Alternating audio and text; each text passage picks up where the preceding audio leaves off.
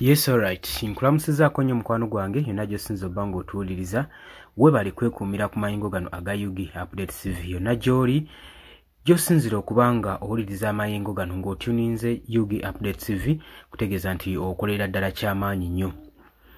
Oluvannyuma lwa Robert Kyagulanyi Ssentamu okuvaayo n'amenya agamu ku manya g'aba abakola mu bitongole ebikuumaddembe abaanyigira mu kikolwa eky'okubuzaawo bodyguard wa President Robert Kyagulanyi Ssentamu wa National Unity Platform Eddie Mutwe. Oluvannyuma lw'okubamenya jjukira nti nno ekikolwa kino kyaliwo mu disitulikiti ey'e Mukono. Oluvannyuma lwa Eddie Mutwe okukwatibwa n'abuuzibwawo abatategereka naye ng'ekyategerekako nti kwaliko aba CFC be bamu ku baawamba bodyguard wa Robert Kyagulanyi Ssentamu. Kakati Robert Kyagulanyi Ssentamu olwaleero akoze conference n'amenya ku mannya gaabo abamu abeenyigira mu bikolwa bino eby'okubanga bawamba abantu era mwe baali ne bano abawamba Eddie Mutwe.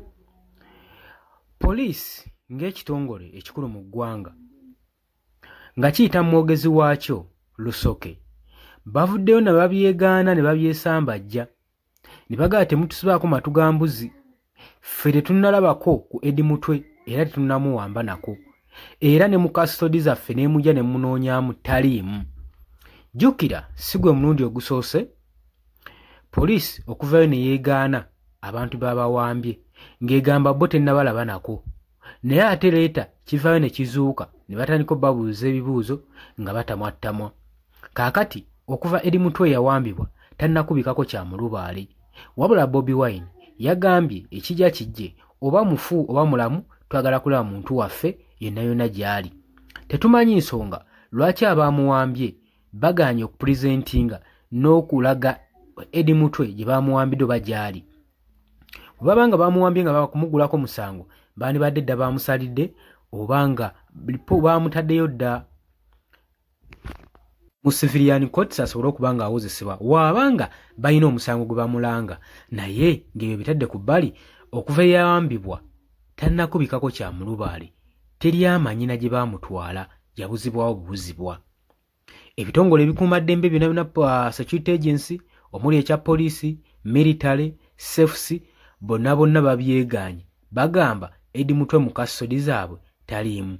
Jjukira abantu be bamu be baagenda mu kibuga e Nairobi ne bawamba Dr. Kiriza Besigye era ne bamuwadaawaza paka mu military court.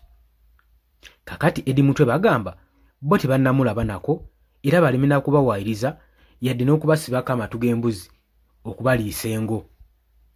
Wabula Robert Kyagulanyi Ssentamu agenze maaso n'okuvumirira ebikola nga bino, naddala nga tusemberedde general elections eza 2026 agamba ebikolwa bino bigenda mu maaso n'okubaawo nga byeyongera. Agamba naye temutya bino bye bagezaako okukola, bagezaako kubanga batutiisatiisa batuteekemu entiisa olwo tutye nnyo tulekere awo n'okutuukiriza activities eziyinza otuleetera success mu 2026 nga tugenda mu kye bayita protest vote. Oli ku Yugi Update TV kosinza obba ng'otuwuliriza ng'atannatweyungako kutegeeza kirya wansi waliwo ekigambo subscribe kikooneko obeere ng'otweyungako. Mmwe abajja mu comment section nammwe mbaanirizaako nnyo, nammwe abali emitala w'amayanja mwebale kwekumira ku Yugi Update TV.